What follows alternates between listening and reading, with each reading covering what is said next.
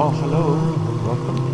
And this is the Sacred Spiral Yoga Challenge. I'm called Carlos, if you haven't been following. And today we're going to be looking a little bit at the basics of correct breathing, possibly from a slightly different slant to the common material out there. Yoga, we often associate breathing with pranayama, breathing practices, and that's all fine, that's great. Most of them are really good practices in their context and at the right time and for their purpose. But what I'd like to talk about today is just, and also take us through a little bit of some exercises and things so we can see practically what it's all about. But if you just spend a moment or two just thinking about the relationship of our breath. So the things that I want to speak about, like if we have like different examples here. So if we have really bad news, or we're very anxious or stressed, shock maybe, something like that, the breath pattern in the body, we talk about a pattern of breath, is usually very shallow, tight, jagged, irregular, gasping, panting breathing. So what we see there is we see that it reflects the state of mind, the state of consciousness. It really does reflect it very strongly. And this is obviously the basis of how there's certain modalities that aim to use the breath to change the psychological and emotional and mental state of consciousness and mind, which is also, that's also well and good. Just one or two more examples, like, for example, if we are very relaxed. So if you're very calm, you're on holiday at the beach, you're nice and warm, you're very relaxed. Okay, so your breath pattern is naturally going to be slower, more comfortable, generous, easy. You're going to breathe a little bit deeper, you're going to breathe quieter, and you can see that there's a correlation with the breath and the psychological state. If you see, if you think about a marksman with a bow and arrow, he's got a target over there, and he's concentrating extremely hard. He wants to hit the bullseye on the target, something like that. So the breath pattern is going to be very different to the previous two examples. There might be quite long pauses where he's waiting, so that idea of a pause, and he's definitely going to be controlling his breath very carefully to when he releases the arrow, so the breath and the activity and the state of mind and everything's very closely linked up together. And then just one more example, deep meditation. So it's getting very popular now, all sorts of ideas around meditation. For the guys, especially the guys that haven't meditated in any kind of depth or what experience and so on, and of course the guys that are experienced with that, you'll know that the breath almost, if I could say, it almost stops. Obviously it doesn't stop, we carry on breathing, but it's usually way slowed down. There's often long pauses where there's just a very, very deep stillness and quietness, very small breath when we do breathe, very unnoticeable, so it's almost like state of mind has really taken over a lot, and the breath pattern has really, really, really gone almost to the background. It's there, and we can see that that's a very strong correlation between the breath pattern and the state of mind. So let's just bring that all right back to something very practical and sort of for everybody. Most people, and our yoga challenge, 28-day yoga challenge, we're doing quite a lot of asana, body work. So I think the thing is just to generally speaking, keep the breath very comfortable, aim to be easy, aim to be comfortable, and just to understand the process of inhalation and exhalation. So when we're breathing in, there's that correlation of energy or prana in the Sanskrit. So prana is a lot more than just intrinsic energy in the body. It encompasses cosmic energy or universal energy as well, as does all pranic energy, or Qigong, or Qigong is energy skill in the Chinese system. So wherever we're really dealing with breath, we are somehow interfacing with some form of energy action. So in this case now we're going to do asana, work with the body, the postures. We're going to primarily, certainly in the beginning, we're going to be accessing the intrinsic energy in the body. So we want the breath to be easy, comfortable, soft, gentle. And it's really important when we inhale to know there's almost a pause, like an opening. I'm breathing in, I'm taking in energy, I'm replenishing in a way. When I exhale, I'm using the energy that I drew in. So it's not just giving back out. It's actually sort of like like a bit like a wave. There's a sort of a build-up, a peak, and then the wave breaks. So we inhale and we exhale. We gather energy when we're doing asana. We're working with the body. We use that energy gently and softly. So when we start doing funny things with the breath, or trying to force the breath, or move the breath with our sort of ideas that we have in our head, it doesn't really work, and it can actually do some damage as well sometimes. So the best, really best, soft approach, just soft, kind, gentle, and just to understand that if I do something, I'm going to flow gently with the exhalation. So a lot of stretching in the yoga. I'm going to gently use that exhalation to almost release tension, focus the energy, mind into whatever I'm doing, and move soft, gentle, easy, comfortable. Just before we take some exercises there, look at what's going on there. A lot of people have trouble with the breath. Okay, so tight chest, can breathe nicely in the sort of middle to abdominal area, tight chest. Or the other way, easy to breathe up here, more restricted in the midsection and the lower abdomen. Those kinds of ideas are very common, or combinations of those ideas. The other very common one is some folks can breathe in easily and out is not so easy. Okay, or the other way around. We can breathe out easily, breathing in is not so easy. Now, again, so over periods of time, usually over years, the breath, the psychological states, the mental states, the emotional states do have quite a profound effect on the physical body. And the breath patterns tend to, over a long period of time, of sort of that same, it's like practicing something. You know, you're practicing the psychological state, the mind state, and obviously the breath state. And it does start to really shape our physical body, our energy, and our being. We as humans, we are an electromagnetic energy field, sometimes called the aura, but it's a little bit more than that. The physical body is like almost a product of that energy, those energy flows. And when breathing is a very powerful way, but what I would say is the access point in to this work is the mental, or the attitude, the approach, soft, gentle, relaxed, easy, open.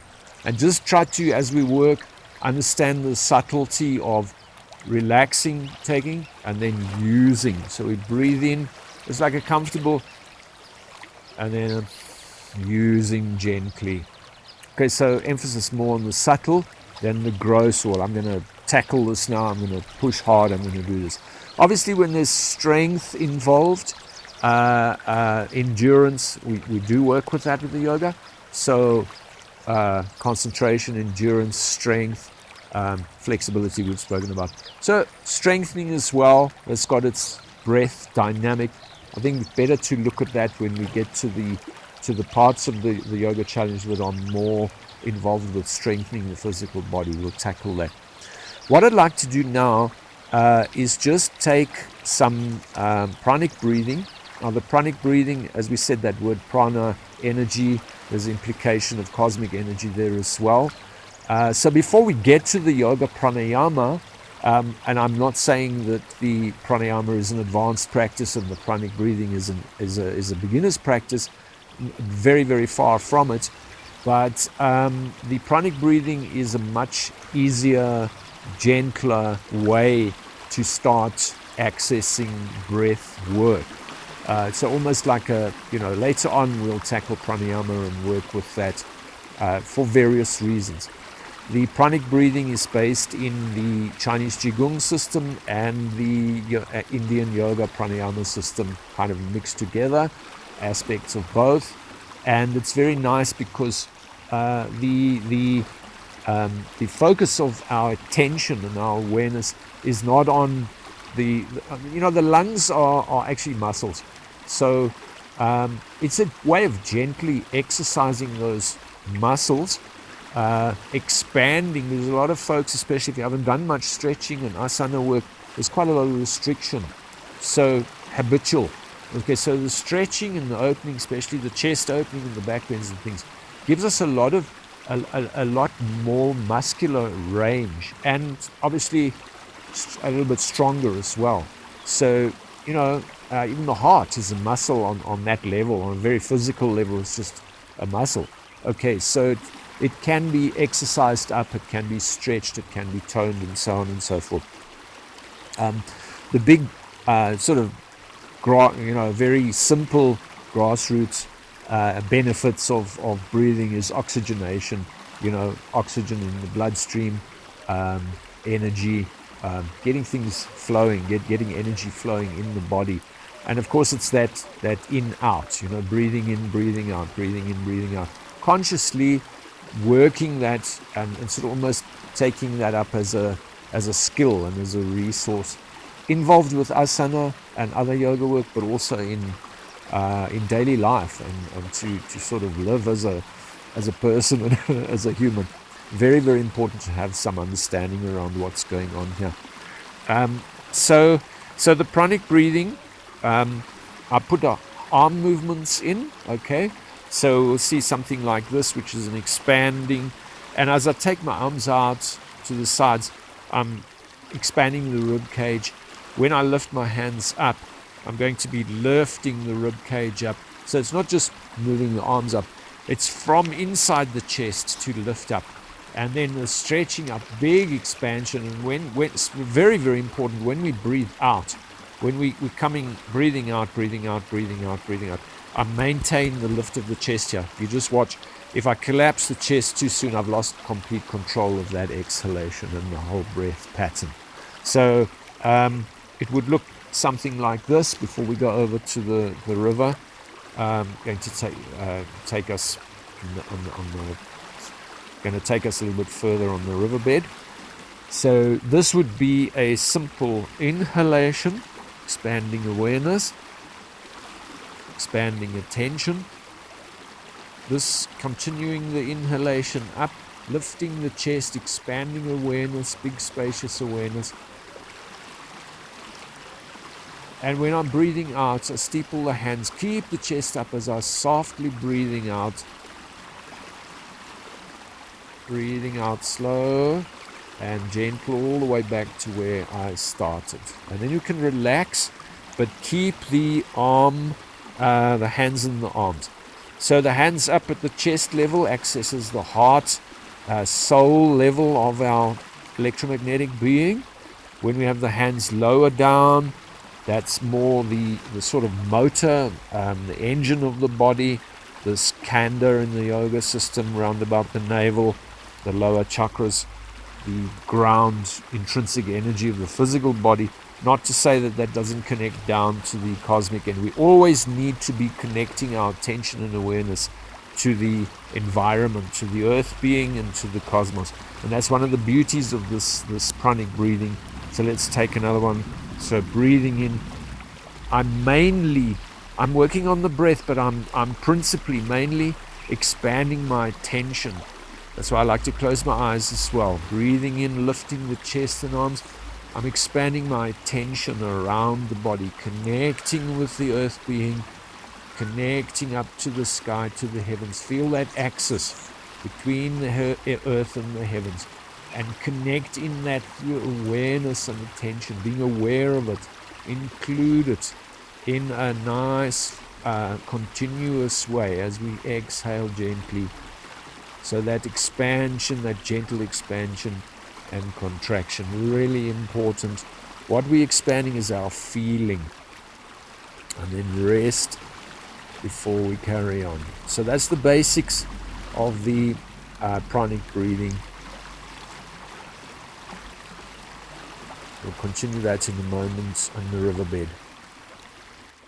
All right, so here in the beautiful bed of the river, let us, wherever you are, even if you're in a high-rise building or in the city, we can also connect with nature through images and videos and just visualization. Just do a meditation in our inner sort of realm and connect with the earth being.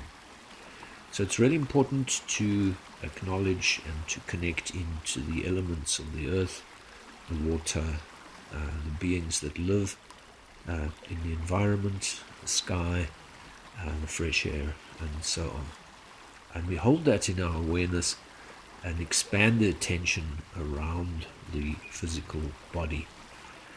So I'm going to carry on here, taking the hands for another round of pranic breathing here, starting from empty and just expanding the breath slowly.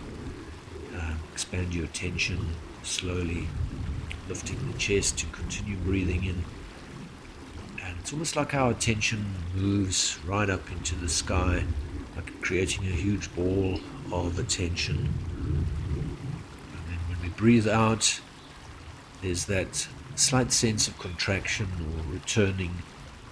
We still maintain a spacious awareness around the body, feeling awareness. Start to lose a sense of time. A sense of time changes. We start to experience space differently. So expanding, slowly breathing in, smooth, steady expansion or feeling, that all-important lifting of the chest. Remember to maintain the lift of the chest when you breathe out. Expanding on the in-breath, gently contracting, slight squeezing feeling on the exhalation as we return back to the starting point. So really important, it's not just moving your arms and hands, it is connecting smoothly the movement of the hands and arms and body, the expansion of the physical sensation with the breath, with the mind. So what we say as mind, which is really feeling awareness. So remember, in the Eastern traditions, when they speak about the mind, it's actually in the heart. And we say as part of the soul, there is a true mind in the heart level, which is very, very different to the rational mind in the neocortex in the head. So in the yoga, we are connecting with the true mind in the heart, the spirit, and just generally speaking, the soul, the Atman. So this is the basics of the practice, and you can also follow our other videos as we do other kinds of meditations with this basic pranic breathing. So you can start on a very basic level and then expand or develop the practice to include all sorts of other aspects and elements. So quietly for a few moments, and we'll see you again tomorrow.